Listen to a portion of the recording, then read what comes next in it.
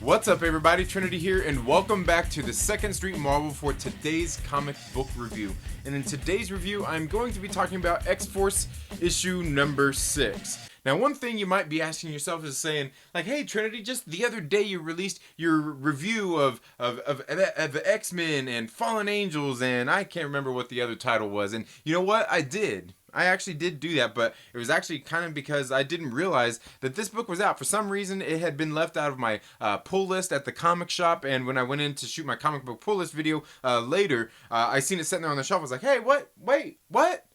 Alright, so, which was actually a good thing because I got those reviews shot, and I got those put up here on the channel. You could probably find a link to them somewhere right up there or something like that.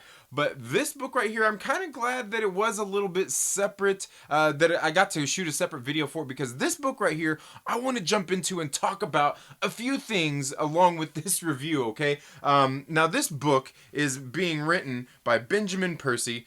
Steven Segovia is the artist. Guru-eFX is the color artist. VC's Joe Caramagna is the letterer. Tom Muller on design. Dustin Weaver and Edgar Delgado are the cover artists. Go ahead and take a look at that cover. That's a pretty nice little cover there.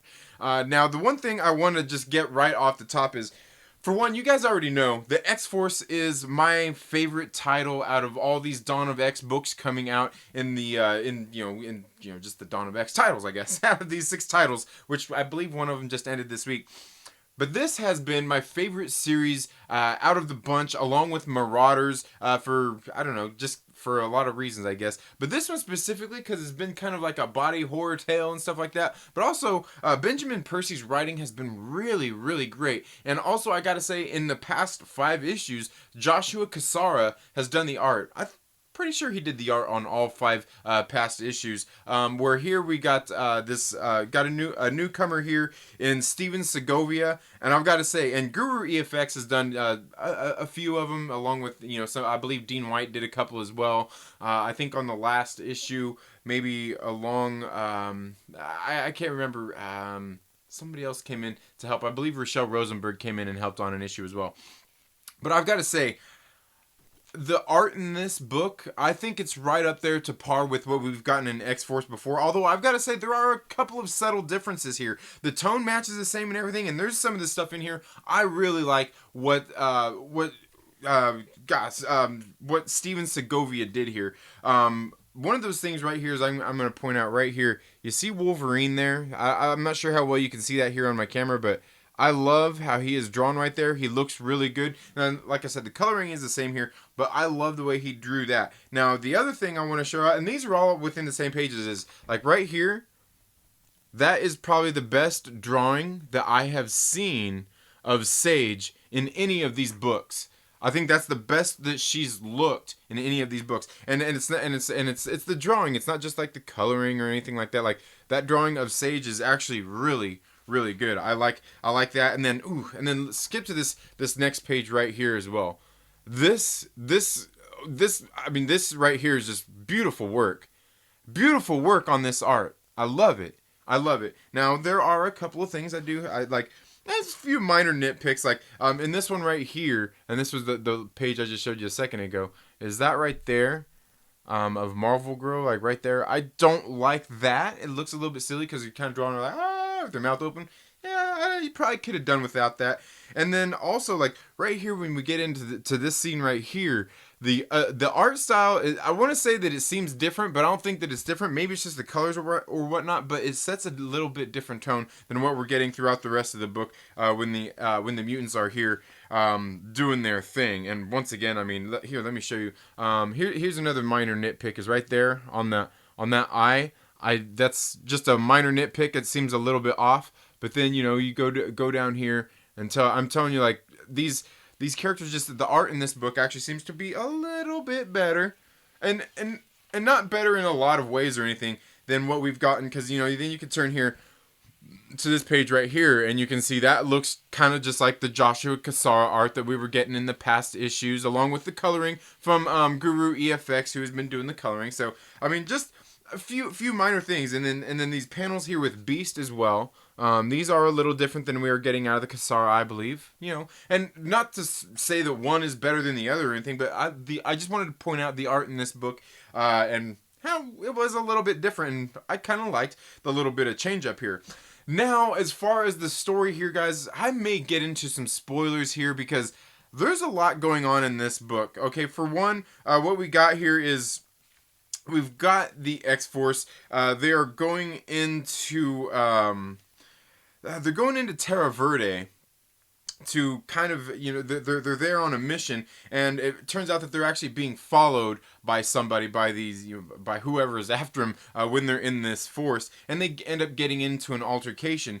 And what we're getting here is this narration by Beast, where he's talking about basically being the head of basically the head of their counterintelligence in XForce and leading the team, and how he's the orchestra. He calls the shots. Each one of them plays their parts, and all of this kinds of stuff that he's going on and talking about here. And then we get into some other questionable things here that he is doing, where he's talking about where he has actually gone in and set things up and planned certain things to happen. So there would be a reaction from the mutants, or maybe from the humans, either or. I guess conspiracy theory kind of stuff. And, we've noticed a lot here on, since Krakoa has become a nation state, things have just been a little bit weird, right? Things have been, the mutants have been a little weird. Everything's been a little bit weird. Even Logan felt a little off in one of the issues. He's like, man, something's not right here, And there's just some weird things going on here. Now, the other thing we learn here is when they get to Terra Verde, remember, if you go back to, I can't remember which, I want to say it may have been House of X issue number 6. There was the different factions of people that, or maybe it might have been House of X issue number 1, where there was the different countries that didn't want to partake in the mutant drugs and recognize them as a nation state and all that kinds of stuff. Terra Verde was one of those countries who did not want to do it, and they held out. And here we get this brief explanation on this white page. You guys know how much I love those white pages. We get a brief explanation of why. Because they were doing these nanofluoronics, and which kind of had to do with like a natural way of doing nanotechnology, which they're calling telefluoronics, is derived from the same principles of nanotechnology, only its focus is organic, right? Some very cool stuff here. So what it sounds like here is the humans, they were working on something similar to what Forge has been working on, it sounds like, kind of, with some of their weaponry and stuff like that, organic-based things as opposed to mechanical things. And here we also learn that, the nation of Terra Verde was actually going to sue the nation state of Krakoa for stealing, like, their one resource, their one, big kind of thing, way to make money. And just some interesting things here, talking about, trademarks, or was it trademarks or something like that? I can't remember here. Plagiarism, an act of plagiarism. And I get that, but here we see that they're actually in Terra Verde to to make peace with the mutants and become a nation, recognize them as a nation state, so they can get access to the mutant drugs and provide them to their people. And then while they're there, they get attacked by these people that, like, they just kind of start turning into like these I don't know, almost like mutating, like they're turning into like vines or like some organic matter, and they start messing stuff up, man. So they end up getting in a fight, and Black Tom Cassidy is there to protect Xavier, because, he feels responsible for what happened to Xavier last time after he's kind of in charge of the security in Krakoa. And so he feels responsible, and so he's there, and he protects Xavier. Well, we learn a little bit more here. There's another white page here called Xavier's Confession. Now, this is where, like, conspiracy things get deep for me, because we learn a little bit about Xavier's Confession. We hear a little bit about what Beast has been doing behind the scenes, running XForce and things like that. And I've talked a lot in a lot of these books how it seems like Sinister has something up his sleeve. It seems like even Magneto seems a little bit, I don't know, questionable. Apocalypse has definitely seemed not the most, like he's, I don't know, not trustworthy. You know what I mean? Kind of like that Sebastian Shaw. Sebastian Shaw, you know how like he revealed himself in the last issue of Marauders, and I'm not sure what's going on here, guys. Let me know what you guys think about this, because it seems like all this stuff was set up by Xavier, by Beast, where, because we get these things in here where it sounds like they pretty much, and I could be wrong here, but it sounds like they are the ones who actually planned Professor Xavier being assassinated. That's just what I kind of get out of this book, is because Beast is saying that he's kind of called some shots, made some things happen behind the scenes to make other things happen, conspiracy theory type of stuff. And then we get this Xavier's confession where he's talking about he wanted to die because he feels that all these people who are here on Krakoa are now at a stage of basically being spoiled. They have this lush life and they have no reason to I guess not fight, but to not really, I guess, for progress to happen, for them to be passionate about their country and be proud of who they are and their people and things like that. And it's, man, I'm telling you, this Xavier's confession, man, it sounds to me like they actually planned on him getting assassinated. They wanted it to happen to strengthen those convictions of not only the X-Force team, but all the other people there. Not to take them on a guilt trip, but to get them to believe with every fabric of their soul, the very fabric of their soul, to invest in Krakoa and want to be there and be there for the mutants and be there for each other and all of these different kinds of things. And it sounds like a lot like they were being manipulated here by Professor Xavier and Beast in this sense, because man, I hate to say that's what it sounds like. Okay. Another thing that's happened here is we're learning about these beings that are using these telefloronics, and they're kind of using them to upgrade their bodies, right? So it's weird. So we went from one thing where I was saying before that technology is going to be the downfall of the humans and the mutants, and essentially that's true because the technology, and I was also talking before about biotechnology and things like that being an enemy of the humans and the mutants at the same time, coming out of House of X and Power of X. It's not only the technology and the AI, but it's also this biotechnology and how all of it integrates, because that's what happened with the Sentinels, right? And we got I can't remember what were they, the not the regular Sentinels, but the Nimrod. That's what it was. Nimrods. You know what I'm talking about. Yeah.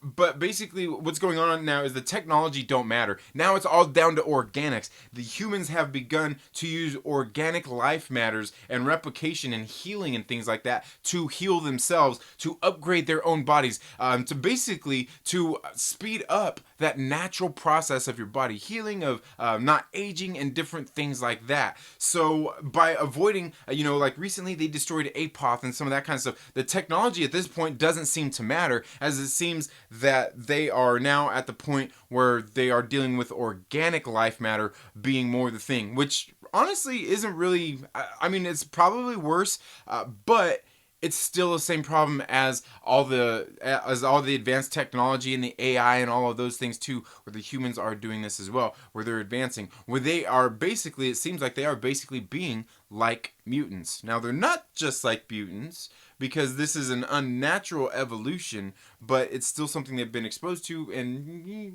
you get me, right? And that's kind of what we're getting here in this book, and it sounds like, we get some of this narration here where like Pyro even says like, hey, like you're always 5 steps ahead, Beast, and he's like, oh yeah, I am, and I'm always right.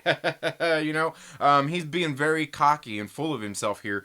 And that's ultimately going to be his downfall, because that's what we get here at the end of the book, where he's actually went and done something there's some conspiracy stuff going on in this book anyway, but he was already conspiring anyway, and he done something with one of these conspirators that were against the nation state of Krakoa, and did something to this conspirator, and it turns out that this really, what he done really only pushed this organic virus, or these biological advancements, these organic biological, you know what I'm talking about, man, you know what I mean, all these natural things, to once again by leaps and bounds to react and to survive. He kicked in their survival mechanism, and something else happens here at the end of the book with that, where we get a new life form out of stuff that could have probably been prevented had Beast not been doing some of this stuff that I think he's been doing, some of this conspiracies type stuff. Man, I'm telling you guys, like this book right here, and again, I didn't spoil anything. I tried to talk about this without spoiling it, because I'm telling you guys, this book right here, man, this book is very revealing, just like that Marauders issue number 6 last week was. There's some big things going on here.